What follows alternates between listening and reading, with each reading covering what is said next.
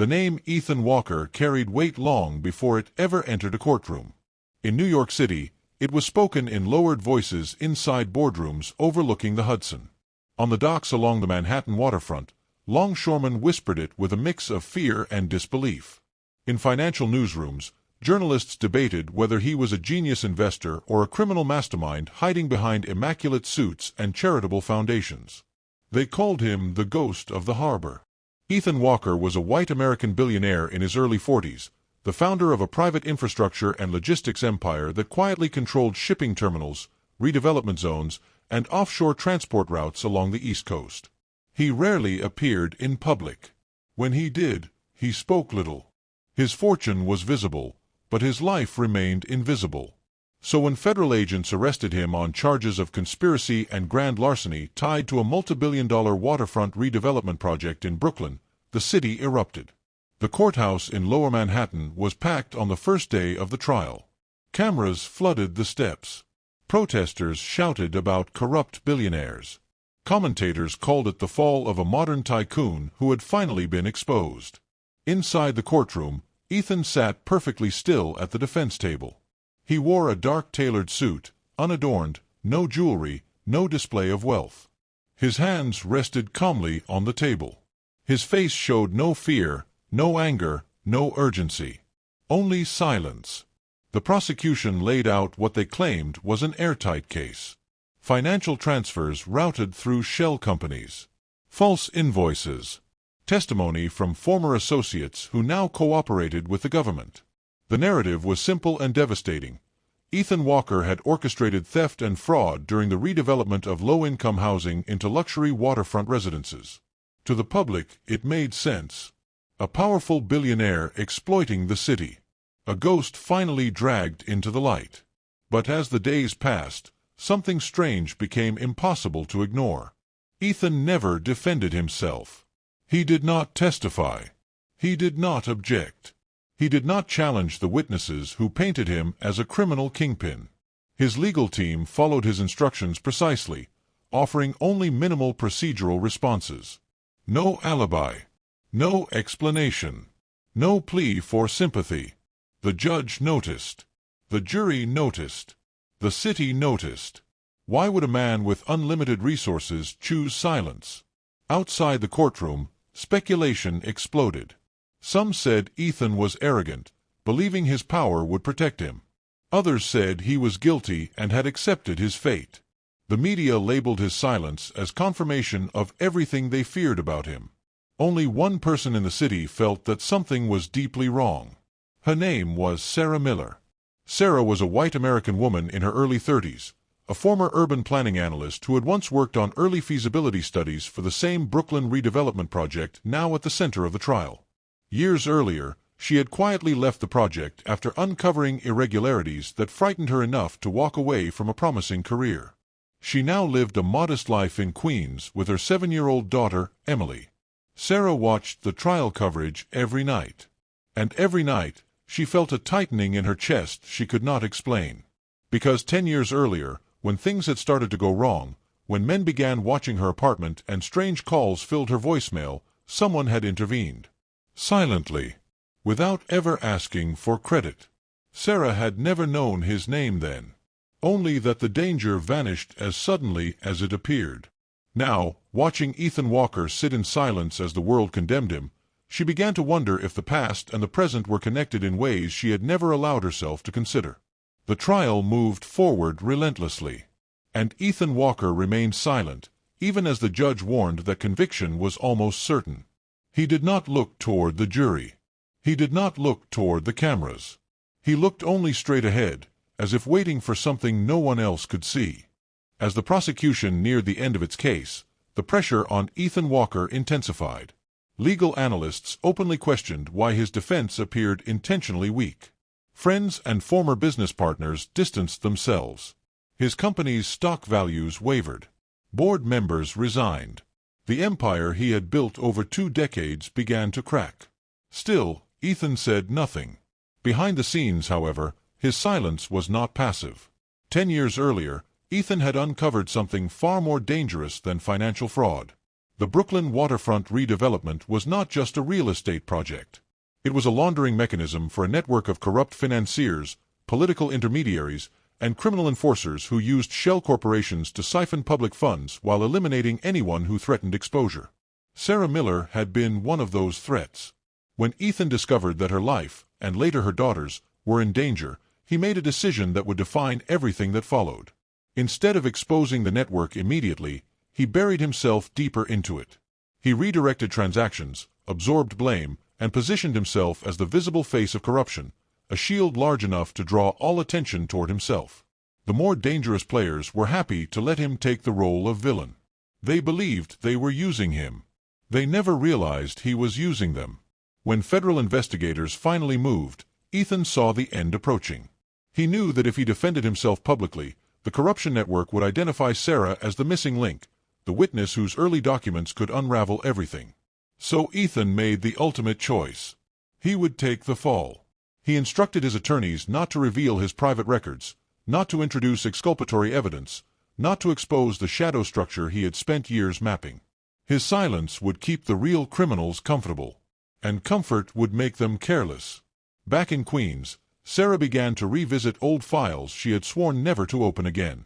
Project timelines, emails, meeting schedules, and something impossible emerged. Every major crime the prosecution attributed to Ethan coincided with moments she remembered vividly, moments when her own life had been quietly protected. Security guards appearing out of nowhere, threatening figures vanishing overnight, anonymous payments ensuring her lease renewal. The timelines overlapped perfectly. Ethan Walker had not been committing crimes. He had been protecting her. Sarah's hands shook as realization crashed over her. The man the world called a monster had been her unseen guardian, and he was about to be sentenced for it. The final day of Ethan Walker's trial arrived under a slate-gray sky, heavy with rain that washed relentlessly over lower Manhattan. The courthouse steps were slick and crowded, packed with reporters clutching umbrellas, commentators rehearsing verdict reactions, and onlookers convinced they were about to witness the end of a billionaire empire. Inside, the courtroom felt smaller than ever. The air was tight, heavy with expectation. Every bench was filled. The jury sat rigid, faces carefully neutral but already decided. The prosecution team organized their notes with quiet confidence. They had done everything required. The narrative was complete. The villain was ready to be sentenced. Ethan Walker stood at the defense table when instructed, his posture straight, his hands clasped loosely in front of him. For the first time since the trial began, the weight of exhaustion showed in subtle ways. Not in fear, but in restraint. His jaw tightened. His eyes lowered briefly, then lifted again toward the judge. He still did not speak. To the court, it looked like surrender.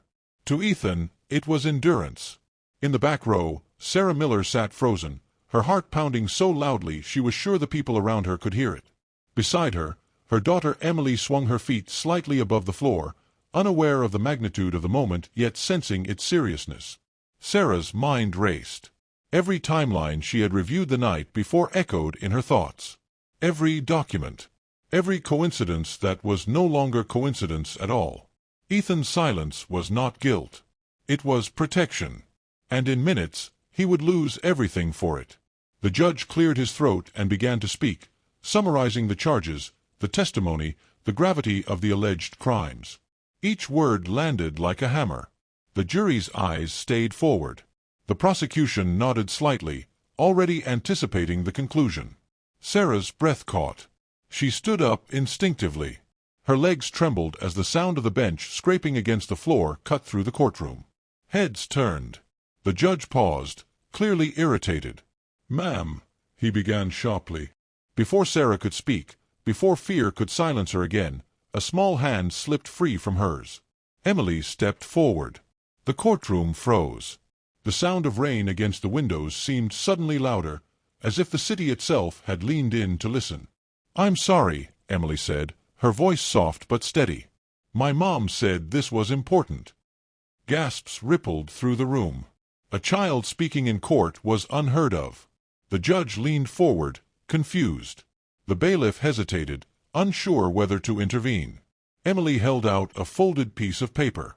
It was worn at the edges, creased from being handled too many times. A pharmacy receipt. Time-stamped. Dated.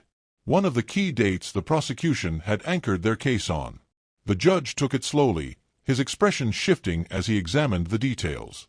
The prosecution team stiffened. One attorney leaned forward, whispering urgently to another. Sarah felt tears blur her vision. That receipt was real. She remembered that day vividly, standing in line at a neighborhood pharmacy, exhausted, afraid, holding Emily close while waiting for medication. And beside her had stood Ethan Walker, dressed plainly, saying very little, ensuring no one followed her home afterward.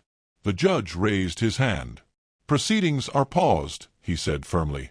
The courtroom erupted into controlled chaos. The prosecution objected, scrambling to reframe. Defense attorneys, stunned, exchanged rapid whispers.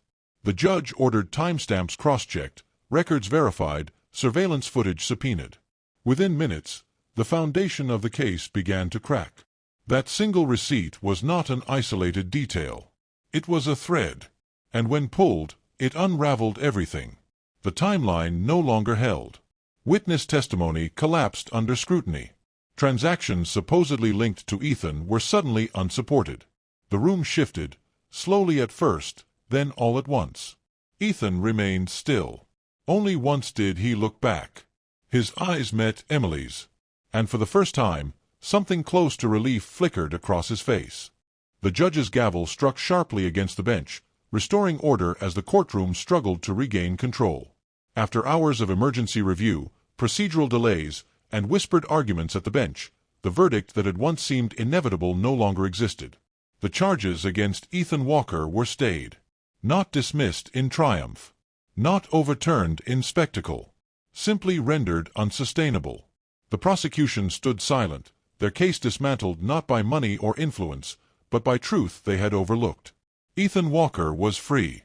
As he stepped outside the courthouse, cameras exploded with sound. Reporters shouted questions. Protesters hesitated, unsure whether to cheer or retreat. The city that had condemned him now struggled to understand him. Ethan answered none of it.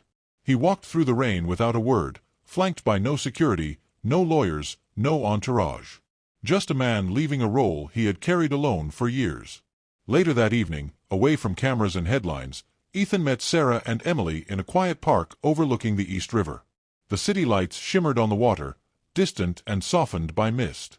For the first time in 10 years, Ethan spoke freely. He told Sarah everything. How he had discovered the corruption buried beneath the redevelopment project. How powerful figures hid behind respectable titles. How exposing them too early would have cost innocent lives. So he became the shield. He absorbed suspicion. Redirected blame. Let the world build a monster out of his silence. All they needed, Ethan said quietly, was a villain big enough to stop them from looking closer. Sarah listened, tears falling freely now. Guilt mixed with gratitude. She had lived because he had been willing to be hated. Emily stepped closer. Ethan knelt in front of her, lowering himself to her level. "Thank you," he said simply. Emily smiled, unafraid. "You don't look like a ghost," she replied. Ethan laughed softly for the first time anyone could remember. In the weeks that followed, investigations expanded. Quiet arrests were made. Boardrooms emptied. Political careers ended without headlines. Ethan's name faded from scandal and into something quieter. Not a legend. Not a monster. Just a man who chose silence when speaking would have destroyed others. And as the city moved on, the ghost of the harbor disappeared, not into darkness, but into the light. The ghost steps into the light. The charges against Ethan Walker were stayed. He walked free. Outside the courthouse, cameras exploded with questions. Ethan answered none. Only later, in a quiet park overlooking the East River, did he finally speak. He knelt in front of Emily, and the ghost of the harbor disappeared. Justice, at last, had begun its work.